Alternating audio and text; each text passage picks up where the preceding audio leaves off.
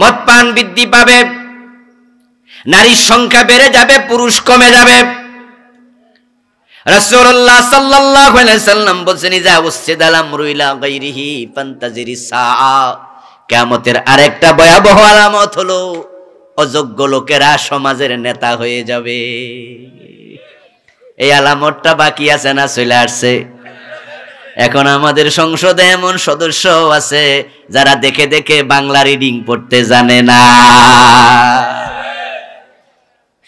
MP তো না, শুধু মন্ত্রী একজনকে দেখলাম সংসদের অধিবেশনে কি জানি পড়তেছে, মনে হয় যেন এইমাত্র প্রাইমারিতে ভর্তি হয়েছে।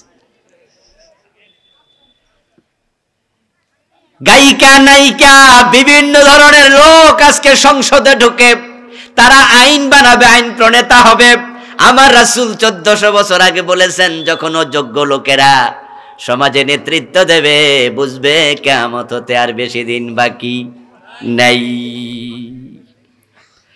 8 নাম্বার হচ্ছে ধন সম্পদের প্রাচুর্যতা হবে। হ্যাঁ বন্ধু, পায়ে জুতা ছিল না, জামা কেনার মতো টাকা নাই, এতটা গরিব। তাদের সন্তানেরা আজকে বড় বড় বিশাল বিশাল বিল্ডিং বানাবে, কোটি কোটি টাকার মালিক হবে। ওই গরিবের ছেলে 1000 কোটি টাকার মালিক হইয়া কোটি টাকা দিয়া গাড়ি হাঁকায়া চলবে। কিয়ামতের আলামত, গরিব মানুষগুলো ধনী হয়ে যাবে।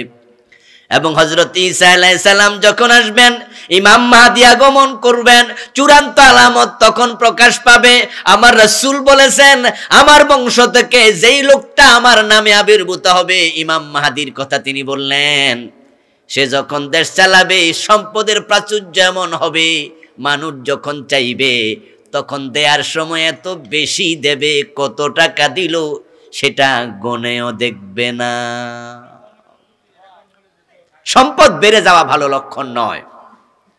আমরা যদিও সম্পদের জন্য খুব পাগল, হালাল ভাবে আসুক আপত্তি নাই, কিন্তু হারাম ভাবে বেড়ে যাওয়া কল্যাণকর নয়।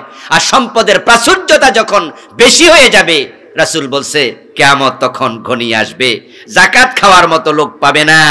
এটা কিয়ামতের আগে ঘটবে। আরেকটি আলামত 10 নাম্বার, আরব ভূমি সুজলা সফলা বাগ বাগিচায় পরিণত হবে এবং আরব দেশে প্রবাহিত নদী আসবে।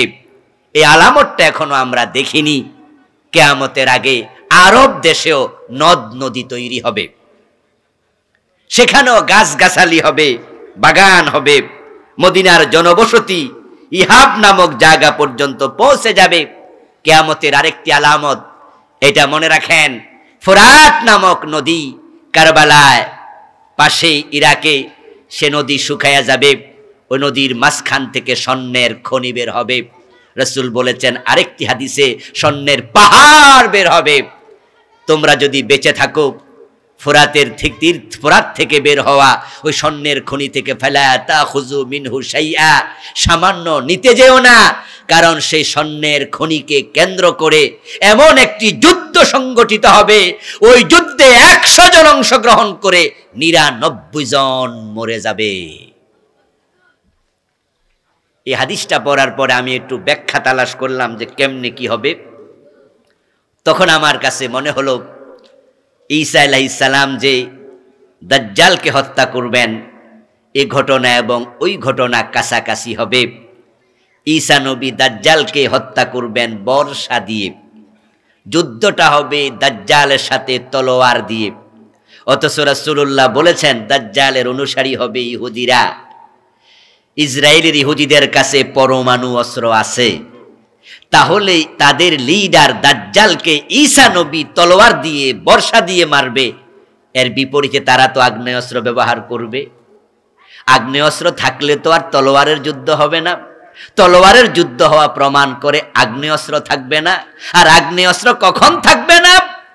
যখন ফোরাতের সেই স্বর্ণের খনি বের হবে, ওটাকে দখল করার জন্য আধিপত্যবাদীরা যুদ্ধ করবে। ওই যুদ্ধে 100 জনের মাঝে 99 জন মারা যাবে। আর এত মানুষ যদি মরে, তলোয়ারের যুদ্ধ হবে না, নিশ্চয়ই পরমাণু যুদ্ধ হবে। এবং সেই আবহ তৈরি হয়ে যাচ্ছে।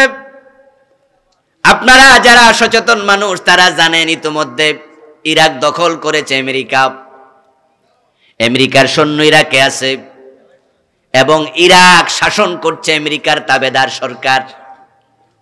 ইউক্রেনের যুদ্ধের কারণে রাশিয়ার সাথে আমেরিকার একটি বৈরিতা তৈরি হয়ে গেছে। এখন রাশিয়া ও মধ্যপ্রাচ্যের দিকে তাদের চোখ বড় করে তাকায় আছে। ইউক্রেনের যুদ্ধকে কেন্দ্র করে আমেরিকা যদি হেরে যায়, ইউক্রেন যদি পরাজিত হয়, আমেরিকায় পরাজিত হবে। রাশিয়া আলাদা একটি ব্লক তৈরি করবে, চায়নাকে সাথে নেবে, পৃথিবী দুই ভাগে বিভক্ত হবে। তখন আমেরিকা ওই যে ফোরাত থেকে বের হওয়া স্বর্ণের খনি একা খাইতে পারবে না, ভোগ করতে পারবে না। বের হওয়ার পরে আমেরিকা তার সৈন্য দিয়া, তার তাবেদার সরকার দিয়া সেটা দখল করতে গেলে রাশিয়াও আগায় আসবে ওই ফোরাতের স্বর্ণের খনি নিয়া। পরমাণু যুদ্ধ সংগঠিত হওয়ার সম্ভাবনা খুবই বেশি। এজন্য প্রিয় নবী বলছে, আমার উম্মতেরা তোমরা শোনো, ইউশিকুল ফুরাত আন ইয়াহসিরা আন কানজিম মিন যাহাব ফামান হাদারাহু ফালা ইয়াখুয মিনহু শাইআ। যখন সে ফোরাত থেকে খনি বের হবে, তোমরা যারা আছো ঈমানদার, ওই যুদ্ধে তোমরা যাইও না, ওখান থেকে স্বর্ণ তোমরা নিও না। পরবর্তী হাদিস হচ্ছে 199 জন মরে যাবে, এর মানে তারাই মারামারি লাগবে। আর যখন পরমাণু যুদ্ধ হয়ে যাবে, তৃতীয় বিশ্বযুদ্ধ, আপনারা সবাই জানেন কম বেশি, যদি পরমাণু বোমা বিস্ফোরিত হয়, আমেরিকা ছেড়ে দেয়, রাশিয়াও ছেড়ে দেবে। আর পরমাণু বোমা বিস্ফোরিত হওয়ার পরে মানুষ গণহারে মরে যাবে, বেঁচে থাকবে খুব কম মানুষ। আর ওই মানুষগুলোর কাছেই ইমাম মাহদী, নবী ঈসা এবং দাজ্জাল তারা পরপর আবির্ভূত হবে। এর মানে হলো পরমাণু যুদ্ধের পরে কিয়ামত হতে আর বেশি দেরি হবে না।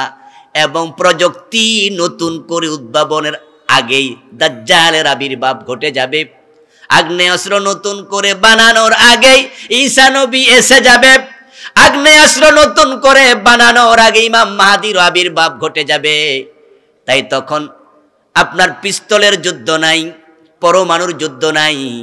তাই বর্ষা দ্বারা ইমাম মাহদী ঈসা নবী মিলে দাজ্জালকে হত্যা করার পরে রাসূলুল্লাহ বলেন, উনার বর্ষার আগার রক্ত মানুষকে দেখাবে, দেখো আমি নিজ হাতে দাজ্জালকে হত্যা করেছি। এটাই প্রমাণ করে প্রযুক্তি ধ্বংস হওয়ার পরেই ঈসা নবীর আবির্ভাব ঘটে যাবে। আর ওই স্বর্ণের খনিকে কেন্দ্র করেই পরমাণু যুদ্ধ হওয়ার সম্ভাবনা খুব বেশি। এই জন্য কিয়ামত খুব বেশি দূরে, এটা বলার সুযোগ এই হাদিস দিকে তাকালে মনে হয় নাই।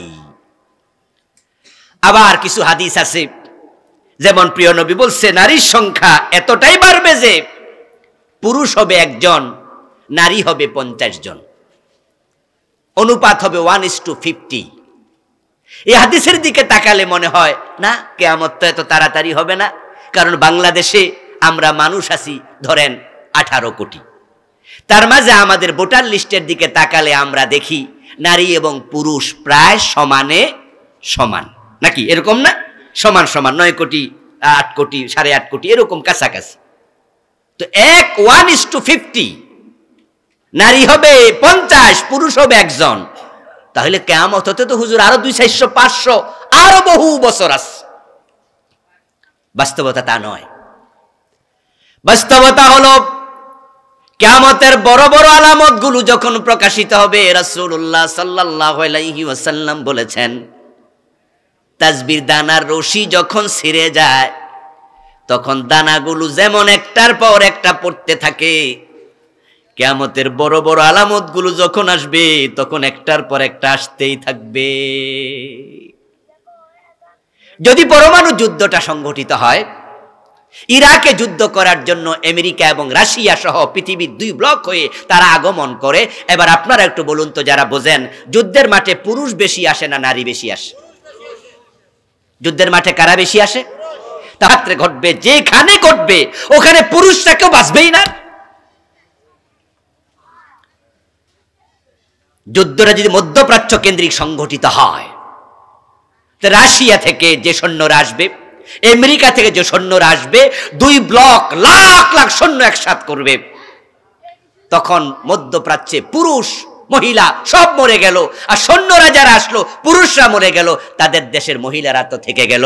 তখন নারীদের অনুপাত বাড়তে বেশি দেরি হবে না, অনুপাতটা হঠাৎ করে বেড়ে যাবে। এই হাদিসের দিকে তাকালে মনে হয় কিয়ামত বেশি দূরে, আসলে তা নয়। 13 নম্বর বিপদ মুসিবত বেড়ে যাবে। 14 নম্বর আরব ভূমি থেকে আগুন বের হবে। এটা কিয়ামতের আগে হেজাজ থেকে একটি আগুন বের হবে। ওই আগুন তামাম দুনিয়ার মানুষকে দৌড়াইয়া সিরিয়ার দিকে নিয়ে যাবে। এটা কিয়ামতের একটি বড় আলামত। 15 নম্বর সময় সংক্ষিপ্ত হয়ে যাবে। 1 মাসের মতো 1 বছর হয়ে যাবে মাসের মতো, 1 মাস হয়ে যাবে 1 সপ্তাহের মতো, 1 সপ্তাহ হয়ে যাবে 1 দিনের মতো। এই যে মনে হবে এই তো 2023 সন আসছে, 24 এসে গেল বুঝি, 24-এর পরে মনে হবে 25 এসে গেল বুঝি। সময়ের বারাকা এত কমবে, মানুষ কাজ করতে করতে দেখবে সময় শেষ হয়ে গেছে। 16 নম্বর ভূমিকম্প দুর্দশা বেড়ে যাবে। যখন ভূমিকম্প বেড়ে যাবে তখন আমাদের অনুমান করা উচিত কিয়ামত হতে আর বেশি দেরি নাই, তাই তাওবা করতে দেরি করা যাবে না। 17 নম্বর গনিমতের মাল মানুষ ব্যক্তিগত মাল মনে করবে। 18 নম্বর আমানতকে গনিমত মনে করবে। 19 নম্বর যাকাতকে জরিমানা মনে করবে। মানুষ যাকাত দিতে চাইবে না, যাকাত দেওয়ার সময় কষ্ট পাবে। এই আলামতটা কি এসে গেছে? কি মনে হয় কি যাকাত দিতে কষ্ট লাগে? তাই তো হিসাব করে না। আমরা হিসাব করি আলহামদুলিল্লাহ আমাদের যাকাত কম, তো 1 কোটি টাকা আছে আপনার, 2.5 লাখ টাকা যাকাত, একবার হিসাব করে দিয়ে দেবেন। 2 কোটি টাকা আছে, 5 লাখ টাকা যাকাত, হিসাব আপনি করবেন। কিন্তু আপনার যদি 1000 কোটি টাকা থাকে, 100 কোটি টাকা থাকে, 2.5 কোটি টাকা, 1000 কোটি টাকা আছে, 25 কোটি টাকা। এজন্য আপনারা দেখবেন যারা বড় লোক আছে তারা যাকাত দেয় লামসাম। তারা অফিসের ম্যানেজারকে বলে দেয় 5 ট্রাক শাড়ি, 2 ট্রাক লঙ্গি, 3 দিন মাইকিং, যাও দিয়ে দাও, মানুষ জানবে আমি যাকাত দিছি, আল্লাহরও কয়ে দিব আমি যাকাত দিছি। স্যার হিসাব করবো না, এত কথা কও কেন? যাকাত দেয়াকে মানুষ জরিমানা মনে করবে, এই জন্য মানুষ যাকাত বিমুখ হয়ে যাবে। এটা কিয়ামতের আলামত। 20 নম্বর আলামত দুনিয়ার উদ্দেশ্যে মানুষ এলেম শিখবে। দিন মানার জন্য এলেম শিখবে না, দুনিয়ার জন্য এলেম শিখবে। আমি আলামতটাও দেখে ফেলেছি। এমন অনেক আলোচক বক্তা আমি চিনি যারা মানুষের কাছে ওয়াজ করে কিন্তু ঠিকঠাক মতো নামাজটাও পড়ে না। মানুষকে দিনের কথা বলে, নিজে দিন মানে না, বড় গাফেল। এই ওয়াজ কেন করলো? কিছু হাদিয়া তো কামানোর জন্য। এমন পীরও আপনি চিনবেন যারা মুরিদ থেকে লাখ লাখ টাকা কামাই করছে, অথচ নিজে মুরিদের সাথে দেখা করে, নিজের মুরিদের বউ দিয়া পার্টি পায়, নিজে পদ্মাটাও ঠিক মতো করে না। তারা দিনকে দুনিয়ার উদ্দেশ্য বানাবে, এটা কিয়ামতের আলামত। 21 নম্বর পুরুষেরা বউয়ের কথা মতো চলবে, মায়ের কথার উপর স্ত্রীর কথাকে প্রাধান্য দেয়, এমন ছেলে আছে না নাই? রাসূল বলেছেন পুরুষরা যখন নারীদেরকে প্রাধান্য দেবে, বউয়ের কথা মতো পুরুষরা চলবে, এটা কিয়ামতের আলামত। মায়ের নাফরমানি করবে, নিজের স্ত্রীকে প্রাধান্য দেবে।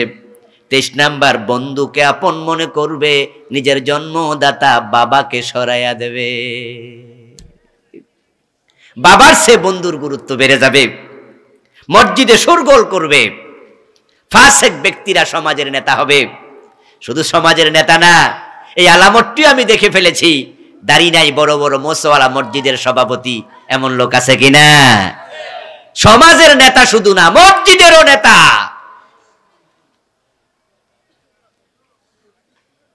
ইমাম নিয়োগ দেবে, খতিব নিয়োগ দেবে, ইন্টারভিউ নিচ্ছে। মসজিদের সভাপতি, সেক্রেটারি সহ কমিটির লোকেরা বসছে। ইন্টারভিউ বোর্ডে হুজুর দেখে তাকায়, কিরে আলেম তো একজনও নাই, তা আমি ইন্টারভিউ কার কাছে দেব? সভাপতি সাহেব, সেক্রেটারি সাহেব কয় আমাদের কাছে দেন, বলেন তো মাসলা জিগায়। হ্যাঁ, কিয়ামতের আলামত কি কি? সবচেয়ে বড় আলামত মুরুক্ষরা আলেমের ইন্টারভিউ নেবে। আল্লাহর হাবিব যে আলামতগুলো বললেন সে আলামতগুলোর মাঝে এটা একটা আলামত, ফাসেকরা সমাজে নেতা হবে। আমি ঢাকা শহরে এমন মসজিদও দেখেছি, গ্রিন রোডে এক জায়গায়, যে মসজিদের মোতাওয়াল্লি মদ পান করত। আমার ভাইয়েরা, বাবা মসজিদের জায়গা দিয়েছে, বাবা মরে গেছে, সেই সুবাদে ছেলে এখন মোতাওয়াল্লি। রাতের বেলা এসেছে খাদেম সাহেবের রুমে, ধাক্কাধাক্কি করছে। সকাল বেলায় খাদেম সাহেব ফজরের নামাজ পড়ে হইচই করে। খাদেম সাহেবের বাড়ি নোয়াখালী, আমার সাথে পরিচিত ছিল। ওই মসজিদে আমি ফজরের নামাজ পড়লাম। মানুষ বলছে, খাদেম সাহেব কি হয়েছে, হইচই করেন কেন? রাতের বেলা মোতাওয়াল্লি সাহেব আসলো, আমার হুজরায় ধাক্কাধাক্কি করলো। দেখেন ঘুষাইয়া স্টিলের দরজা কাইট করে এলাইছে, এক পাশ একবারে বড়াই এলাইছে, টেপ পড়ে গেছে। একজন বলল, আপনি দরজা কেন খোলেন নাই? এজন্য হয়তো জরুরত ছিল। জোরে ধাক্কা মারছে? কয় না, ঘুষি মারছে। ঘুষি মারছে কেন? কয় খুললে তো আমারে মারতো। কয় কেন? কয় খাইয়াইছে। আল্লাহর হাবিব বলে গেছেন, ফাসেকরা সমাজে নেতৃত্ব দেবে। আজকে আলেম ওলামাদের হাতে নেতৃত্ব নাই, আলেমরা সমাজের নেতা নয়। আবার মসজিদে যারা আছে, যারা সমাজ চালায়, তারা মসজিদের নেতা নয়, নেতৃত্ব আলাদা হয়ে গেছে। অথচ ওমরের দিকে তাকান, আবু বকর সিদ্দিকের দিকে তাকান, নবী মুহাম্মদ সাল্লাল্লাহু আলাইহি ওয়াসাল্লামের দিকে তাকান। ওমর মসজিদে নববীর ইমাম, অদ্য দুনিয়ার প্রেসিডেন্ট। আবু বকর মদিনারও প্রেসিডেন্ট, মসজিদে নববীর ইমাম। নবী মুহাম্মদ সাল্লাল্লাহু আলাইহি ওয়াসাল্লাম 10 বছর মদিনার প্রেসিডেন্ট, আবার মসজিদে নববীর ইমাম। যিনি মসজিদের ইমাম তিনি সমাজেরও ইমাম। এটাই ছিল ইসলাম। কিন্তু আমাদের দেশে মসজিদের ইমাম সমাজে কাজে লাগে না, সমাজের ইমাম মসজিদে কাজে লাগে না। ফাসেকরা নেতৃত্ব করবে, এটা কিয়ামতের আলামত। 26 নম্বর আলামত, মানুষের ক্ষতির ভয়ে লোকজন তাকে সম্মান করবে। সম্মান না দিলে, সালাম না দিলে মামলায় ফেলাই দিবে। সালাম না দিলে বিপদের দিনে সাড়া দেবে না। সালাম না দিলে কৌশলে ফেসে ফেলাইয়া ক্ষতি করবে। এই জন্য মানুষ জালেমদেরকেও সালাম দেয়। এটা একটা কিয়ামতের আলামত। মানুষের প্রতি মানুষের সালাম কালাম শ্রদ্ধা হবে ভালোবাসা থেকে, কিন্তু কিয়ামতের আগে মানুষ ক্ষতির ভয়ে মানুষকে সম্মান করতে থাকবে। 27 নম্বর, গায়িকা বাদ্যযন্ত্র ব্যাপকতা লাভ করবে। বাদ্যযন্ত্র এখন তো অ্যাভেলেবেল। কয়দিন আগে দেখলাম আমাদের আলেম ওলামা হুজুররাও এখন ইসলামী সঙ্গীতে বাদ্যযন্ত্র ঢুকাই দিছে। আমাদের দেশে একজন প্রখ্যাত গায়ক, যাকে আমিও শ্রদ্ধা করি, ভালোবাসি, দেখলাম উনিও একটি সামরিক সঙ্গীত নামে সঙ্গীতের মাঝে বাজনা ঢুকাইয়া দিছে। এই যে বাদ্যযন্ত্র, এগুলো বেড়ে যাবে, এটা কিসের আলামত? কিয়ামতের আলামত। ইসলাম বাদ্যযন্ত্রকে হারাম করেছে। রাসূলুল্লাহ সাল্লাল্লাহু আলাইহি ওয়াসাল্লাম বলেছেন, আমার উম্মতের মাঝে একটি দল, তারা রেশমি কাপড়কে হালাল বানাবে, তারা বাদ্যযন্ত্রকে হালাল বানাবে। আল্লাহর হাবিবের এই হাদিসটা বাস্তবায়ন হতে যাচ্ছে। এই জন্য যেখানে বাদ্যযন্ত্র আছে সেখানে মুসলমান অবস্থান করবে না। রাসূলুল্লাহ সাল্লাল্লাহু আলাইহি সাল্লামের সাহাবী রিওয়ায়াত করছেন যে বিশ্বনবী একদিন, আমি উনার সাথে হাঁটছেন, হঠাৎ করে কানে আঙ্গুল ঢুকাইয়া দিলেন, খুব তাড়াতাড়ি হাঁটলেন। অনেক দূর যাওয়ার পর আমাকে বললেন, কিছু শোনা যায় কি? আমি বললাম, না তো। তিনি কান থেকে হাত সরাইলেন, বললেন যে আমি গানের আওয়াজ শুনছিলাম, কানে আঙ্গুল দিয়ে দৌড়াইয়া আসলাম, কারণ এটাতে আল্লাহর গজব পড়ার সম্ভাবনা আছে। যে এলাকায় বাদ্য হয়, যন্ত্র হয়, গান হয়, বাঁশির আওয়াজ হয়, রহমত শূন্য হয়ে যায়। আর এখন আমাদের দেশে কিছু মাজার আছে, দরবার আছে, যেখানে জিকিরও করে ঢোল তবলা বাজাইয়া। রাসূলুল্লাহ বলে গেছেন এগুলো কিয়ামতের আলামত। 29 নম্বর আলামত, 28 নম্বর আলামত, উম্মতের পরবর্তী লোকেরা পূর্ববর্তী লোকদেরকে অভিশাপ দেবে। 29 নম্বর, রক্তিম বর্ণের জ্বর হবে। 30 নম্বর, ভূমিধস হবে। 31 নম্বর, কিয়ামতের আলামত, চেহারা বিকৃত হবে। আগেকার জামানায় মানুষকে আল্লাহ বান্দর বানাইছে, এমন কথাও আল্লাহর কোরআনে আছে। শুকর বানাইছে, এমন ঘটনাও ঘটেছিল। আল্লাহর হাবিবের দোয়ার বদৌলতে এই আযাবে গজব থেকে আল্লাহ আমাদের বাঁচাইছে। তবে কিয়ামতের আগে চেহারা বিকৃতির আযাব আবার ফিরে আসবে। 32 নাম্বার, পাথরের বৃষ্টি হবে। পাথরের বৃষ্টি, শিলা বৃষ্টি দুটো এক জিনিস নয়। পাথরের বৃষ্টি বর্ষিত হবে, শিলা বৃষ্টি তো অ্যাভেলেবেল হয়। 33, দাসী তার মনিবকে প্রসব করবে। এর ব্যাখ্যা হলো মায়ের সাথে সন্তানেরা দাসীর মতো, কাজের মেয়ের মতো আচরণ করবে। সমাজের কিছু কিছু জায়গায় এটা দেখা যায়, মায়ের সাথে দাসীর মতো আচরণ করে, মাকে বকাবকি করে। কয়েকদিন আগে পত্রিকায় দেখলাম জামাই বউ মিলে মাকে দমনি বস্তার ভিতরে ঢুকাইয়া মুখ বাঁধা রাস্তায় রেখে আসছে। মা বাবার সাথে যখন এই জাতীয় অমানবিক আচরণ হবে তখন বুঝে নিতে হবে কিয়ামত হতে আর বেশি দিন বাকি নাই। 34 নম্বর, খালি গা খালি পা বিশিষ্ট গরিব রাখালেরা প্রতিযোগিতামূলক প্রাসাদ, বড় বড় বিল্ডিং বানাবে। আল্লাহ রাসূল বলেছেন, এটা আমরা দেখছি। ফিতনা প্রকাশিত হবে, কৃপণতা বেড়ে যাবে, হত্যা বৃদ্ধি পাবে। যাকে মারা হলো সে জানবে না কেন মারা হলো, যে মারবে সেও জানবে না কেন মারলো। শুধুমাত্র কিছু টাকা হাতে দিয়ে, একটা পাসপোর্ট সাইজের ছবি দিয়া তারপরে বলবে এই লোকটারে গুলি করতে পারলে 5 লাখ টাকা দেব, 2 লাখ দিলাম, 3 লাখ বাকি। শুধুমাত্র টাকার জন্য মানুষ মানুষকে গুলি করে, এমন ঘটনা বাংলাদেশে আছে না নাই? আমার ভাইয়েরা, চেনে না, জানে না, দুশ্মনী নাই, শত্রুতা নাই। শুধু কিছু টাকার জন্য মানুষ মানুষকে গুলি করে দেয়। ওদেরকে বলা হয় তারা হচ্ছে পেশাজীবী হত্যাকারী, সিরিয়াল কিলার। তাদের প্রফেশন মানুষ হত্যা করা। আপনার সাথে দুশ্মনী নাই, চেনা জানা নাই, শুধু টাকার জন্য মারলো। কেন মারলো জানে না, এবং যে মারা গেল কেন তাকে হত্যা করা হলো সেও জানবে না। হত্যা বেড়ে যাবে, শুধু রাজনৈতিক কারণে গুলি করবে, গুলি করে ক্রসফায়ার নামে চালায়া দেয়। ভালো মানুষ গুলি করে দেবে। কেন গুলি করলো? আপনি আমার পথের কাটা। আমি ভাবলাম সামনের নির্বাচনে আপনি আমার দলই করেন, আমি আপনার দল, একই দল, কিন্তু নমিনেশন নিয়ে আপনার সাথে আমার একটু বার্গিং হতে পারে। আপনি হয়তো হাই অথরিটির কারোর সাথে ভালো সম্পর্ক আছে, আমার টেক্কা দিয়ে আপনি নমিনেশন সাবমিট করে ফেলতে পারেন, তাই আমি কাউকে লাগাই দিয়া আপনাকে মেরে ফেললাম। যে মারলো সে জানে না কেন মারলো, তাকে কিন্তু বলিনি কিছু টাকা দিছি। আবার যাকে গুলি করে মারলো সে দেখলো আমার অমুক গুলি করছে, সে জানে না সে আমারে কেন গুলি করলো। হত্যা বড় সস্তা হয়ে যাবে। যখন সমাজে হত্যা বেড়ে যাবে বুঝে নিও কিয়ামত আর বেশি দেরি নাই। 38 নাম্বার, দুনিয়ার সম্পদের বিনিময়ে মানুষ দিন বিক্রি করে ফেলবে। নাউযুবিল্লাহি মিন যালিক। মানুষ ইসলাম বিক্রি করবে, দিন বিক্রি করবে, টাকা দিলে ফতোয়া দেবে। এগুলো কিয়ামতের আলামত। হালালকে হারাম বানায়া দেবে, হারামকে হালাল বানায়া দেবে। বউ তালাক দেওয়ার পরে হুজুরের কাছে 500 টাকা দিলে তালাক্কা বউ জায়েজ করে দেয়, এমন কিছু আলেমও আছে। এগুলো কিয়ামতের আলামত। কিয়ামতের আলামত। টাকা দিলে তালাকওয়ালা বউ নাকি জায়েজ হয়ে যায়। আমাদের লালমাইতে একজন বড় হুজুর ছিলেন, মারা গেছেন তিনি, আল্লাহ ওনাকে ক্ষমা করুক, জান্নাত নসিব করুক। যত তালাক মানুষ দিত উনার কাছে আসতে নাকি কোনো তালাক আর তালাক থাকতো না। উনি সব ফতুয়া দিয়ে দিতেন যে তালাক হয় নাই, বিনিময়ে তাকে টাকা দেয়া লাগতো। কোন কিতাব থেকে ফতুয়া বাইর করতে হবে এই ইলম উনার আছে। হানাফি মাযহাবে জায়েজ নাই, শাফি মাযহাবেরটা দিত। শাফি মাযহাবে জায়েজ নাই, হাম্বলিটা দিত। হাম্বলি পারবে না, মালিকিটা দিত। মালিকিটা পারবে না, আহলে হাদিসটা দিত। কোনটা লাগবো টাকার উপর ডিপেন্ড করবে। সব তালাক নাকি জায়েজ, টাকা দিলে জায়েজ হয়। একবার হুজুরকে কোন একজন জিজ্ঞাসা করছিল, হুজুর আচ্ছা কোন তালাক হইছে এ ফতুয়া জীবনে দিছেন?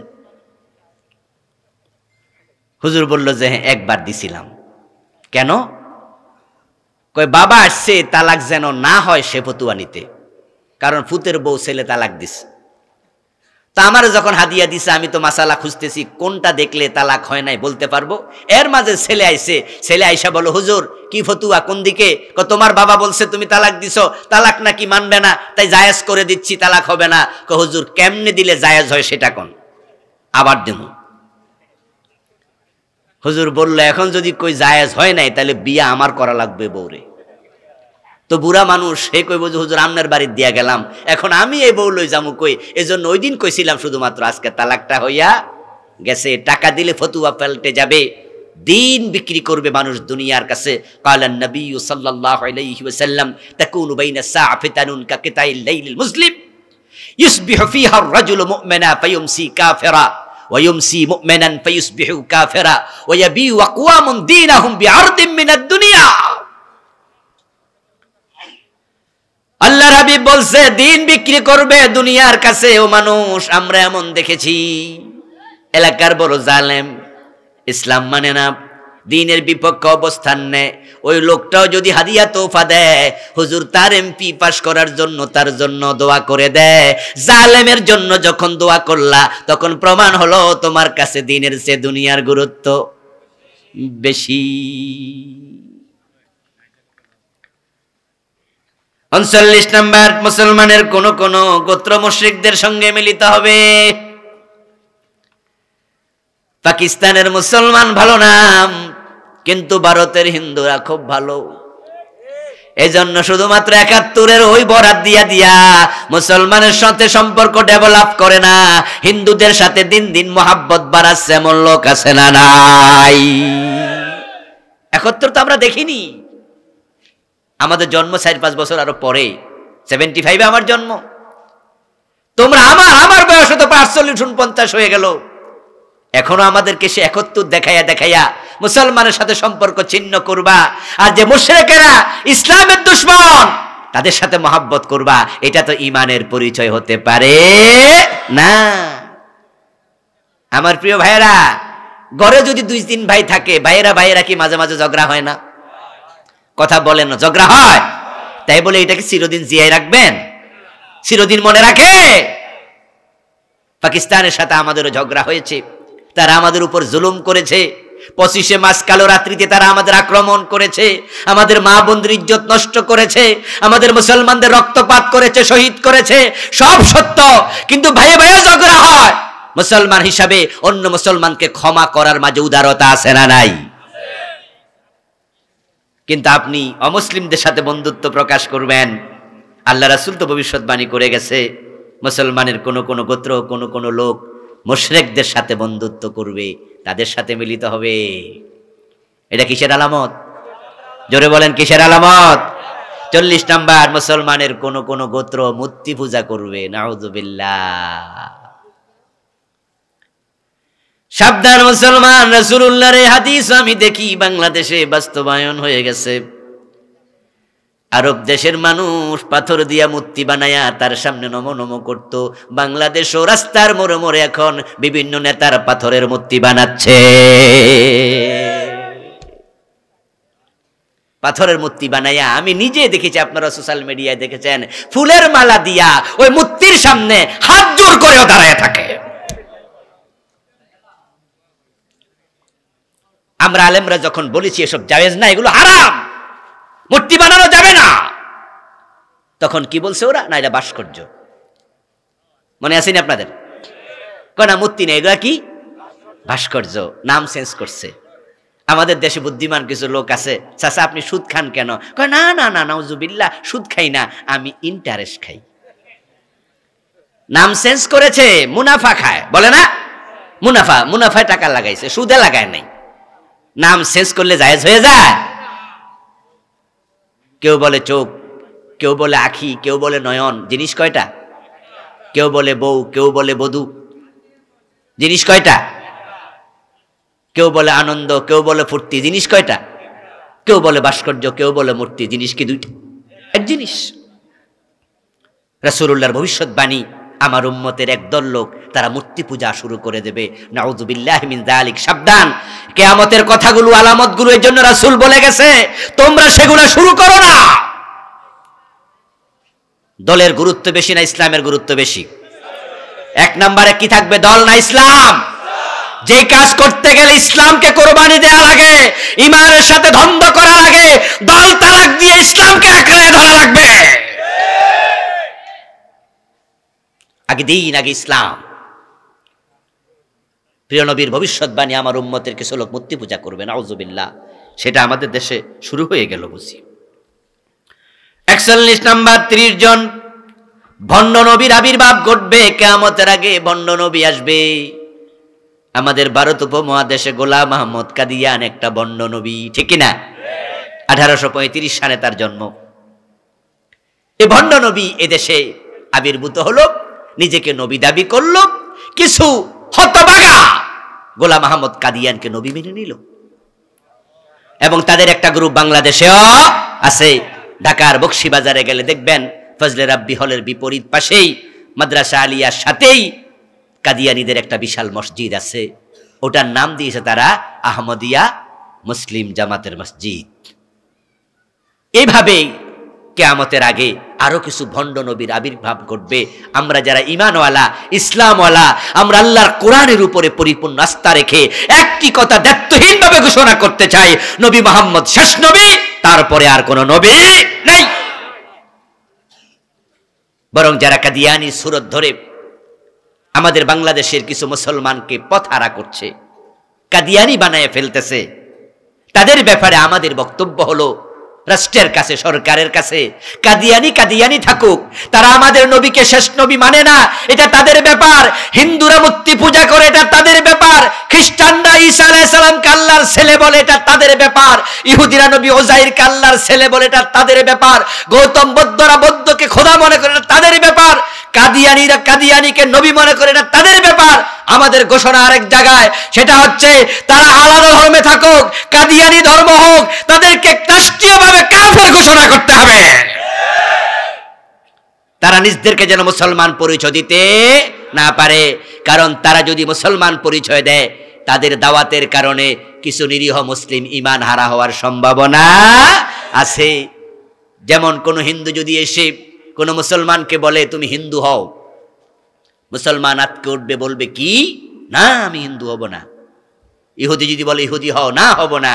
কিন্তু কাদিয়ানীরা যখন আসে তখন তারা নামাজ, রোজা, হজ, যাকাত সব আমাদের মতো করে, তারপর আস্তে করে স্লো ফজন ঢুকাইয়া দেয় যে নবী মুহাম্মদ বড় নবী, উনি বড় রাসূল, সব ঠিক আছে, কিন্তু আমাদের গোলাম আহমদ কাদিয়ানও একজন।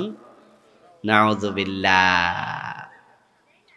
এজন্য ভণ্ড নবী যদি আসে তাদের ব্যাপারে আমরা আপোষহীন হব।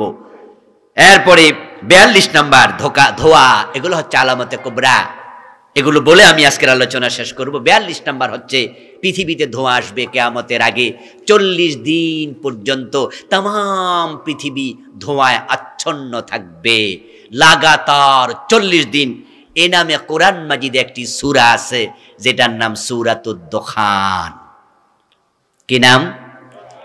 এটা কিয়ামতের বড় আলামত। যখন এটা প্রকাশিত হবে তখন মানুষ বুঝে নেবে কিয়ামত আর দেরি নাই। 43 নাম্বার দাজ্জালের আত্মপ্রকাশ ঘটবে। দাজ্জালের ব্যাপারে বড় সাবধান। নূহ আলাইহিস সালাম থেকে শুরু করে ঈসা আলাইহিস সালাম পর্যন্ত প্রিয় নবীজি বলছেন, এমন একজন নবী নাই যে নবী দাজ্জালের ব্যাপারে উম্মতকে সতর্ক করে নাই। কারণ দাজ্জাল যখন আসবে তার ভেলকিবাজি দেখে কোটি কোটি মানুষ তাকে প্রভু মনে করে ঈমান হারাবে। তার এক হাতে থাকবে রুটির পাহাড়, আর এক হাতে থাকবে পানির ঝর্ণা। রাসূলুল্লাহ সাল্লাল্লাহু আলাইহি সাল্লাম বলেন, দাজ্জালের এক হাতে থাকবে জান্নাত, আর এক হাতে থাকবে জাহান্নাম। তাকে আল্লাহ এমন ক্ষমতা দেবে, সে তাল গাছের দিকে তাকায়া আম চাইবে, তাল গাছ থেকে আম ধরে যাবে। জাম গাছের দিকে কাঁঠাল চাইলে জাম গাছ কাঁঠাল দিয়ে দেবে। একবারে দুধহীন কোন গাই গরুর উলানের মাঝে হাত বুলিয়ে দেবে, সাথে সাথে তার উলানের মাঝে দুধের ঝর্ণা বয়ে যাবে। সে যা বলবে তাই হয়ে যাবে। অথচ তার কপালের মাঝে লেখা থাকবে কাফারা, সে কাফের। ঈমান আনবে না, লোককে হত্যা করবে। হত্যা করার পরে আবার মানুষের সামনে তাকে জীবিত করে ফেলবে। এজন্য রাসূলুল্লাহ বলেছেন, দাজ্জাল আবির্ভূত হওয়ার পরে তোমরা কেউ তার সাথে আগাম সাক্ষাৎ করতে যেও না। কারণ তুমি যদি মনে করো আমার ইমানি স্ট্রেংথ আছে, কুওয়াত আছে, আমি তাকে রব মানব না, কিন্তু তার কাছে যাওয়ার পরে তার ভেলকি বাজিতে কুপকাত হওয়ার সম্ভাবনাও আছে। এজন্য প্রিয় নবী সাল্লাল্লাহু আলাইহি সাল্লাম নিজে আল্লাহর কাছে দোয়া করতেন। একটি দোয়ার অংশ ছিল আল্লাহুম্মা ইন্নী আউযু বিকা মিন ফিতনাতিল মাসিহিদ দাজ্জাল, ও আল্লাহ আমি নবী মুহাম্মদ তোমার কাছে দাজ্জালের ফিতনা থেকে আশ্রয় চাই। বড় মারাত্মক ফিতনা হবে দাজ্জাল। অল্প সময়ের ভিতরে মাত্র 40 দিনে তাম পৃথিবী সফর করে ফেলবে, তাম পৃথিবী। মক্কা এবং মদিনায় ঢুকতে পারবে না। রাসূলুল্লাহ সাল্লাল্লাহু আলাইহি সাল্লাম বলেছেন মক্কা এবং মদিনায় প্রবেশের যতগুলো দরজা থাকবে প্রতিটা দরজার মাঝে রাস্তার মাঝে আল্লাহ তলোয়ার দিয়া ফেরেশতা দাঁড় করায়া রাখবে। ফেরেশতারা মক্কা মদিনাকে সেদিন নিরাপদ করবে, পাহারা দিয়ে রাখবে। মক্কা মদিনায় দাজ্জাল ঢুকতে পারবে না, তাম পৃথিবীতে দাজ্জাল চলে যাবে, সফর করবে। রাসূলুল্লাহ বলেছে দাজ্জাল আসছে এই কথা যদি তোমরা শুনে ফেলো, সূরা কাহাফের প্রথম 10 আয়াত তেলাওয়াত করিও, আল্লাহ দাজ্জালের ফিতনা থেকে তোমাদের হেফাজত করবে। দাব্বাতুল আরদ নামক একটি প্রাণী বের হবে। কোরআন মাজিদ আল্লাহ তাআলা এটা বলেছেন আখরাজনা লাহুম দাব্বাতাম মিনাল আরদ তুকাল্লিমুহুম, জমিন থেকে এমন এক প্রাণী বের হবে যে প্রাণী পৃথিবীর মানুষের আগে আর কোনোদিন দেখে নাই। কোথা থেকে বের হবে তা নিয়ে একাধিক হাদিস পাওয়া যায়। ইবনু আব্বাস রাদিয়াল্লাহু তাআলা আনহু বলেছেন তোমরা যদি চাও আমি আমার পা দিয়া সাফা পাহাড়ের এমন জায়গায় খোঁচা মারতে পারবো।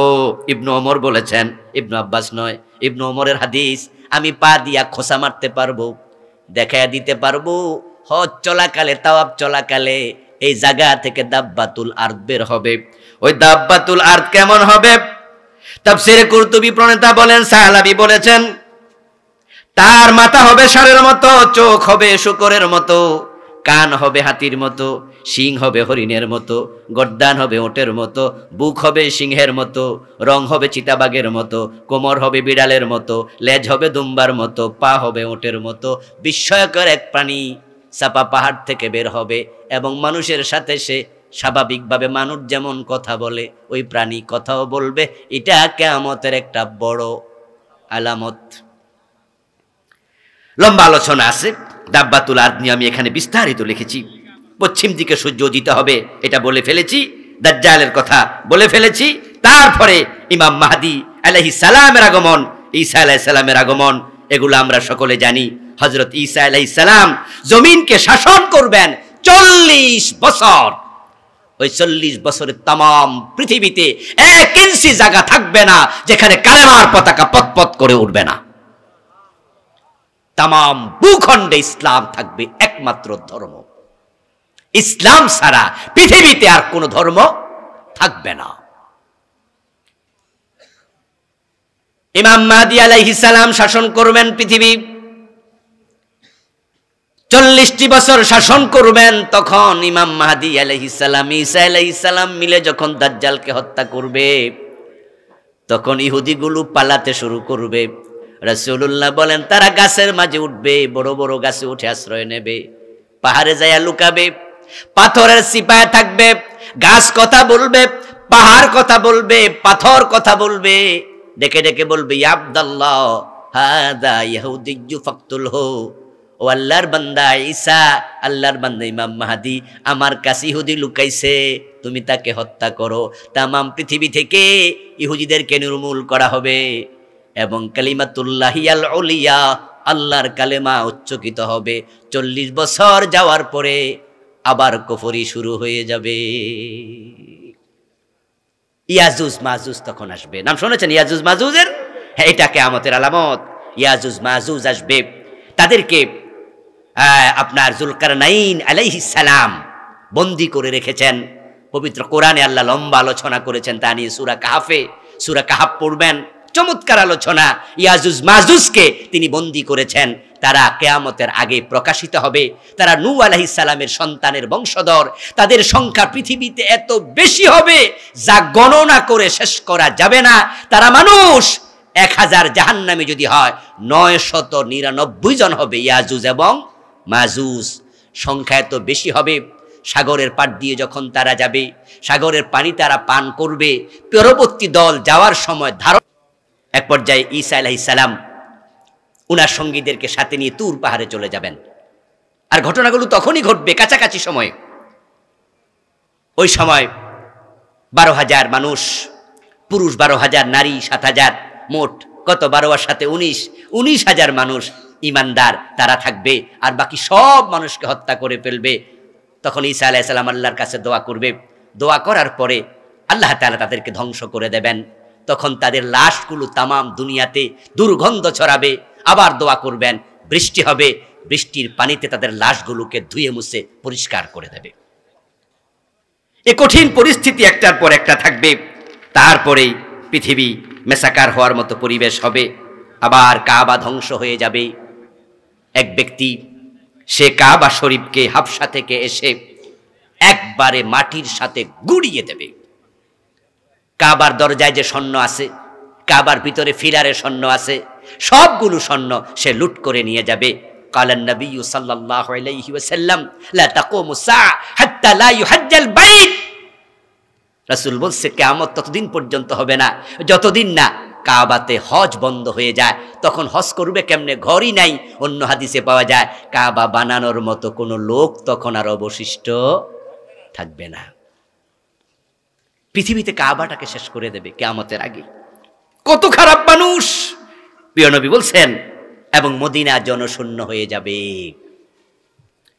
আল্লাহর হাবিব সাল্লাল্লাহু আলাইহি ওয়াসাল্লাম বলছেন, ওয়া আখিরু মান ইউহশারু রাইয়ান মিন মুযাইনা ইউরিদানিল মাদিনা ইয়ানকিআন বিগানামিহিমা ফায়াজিদানিহিমা ফায়াজিদানিহা ওয়াহশাব।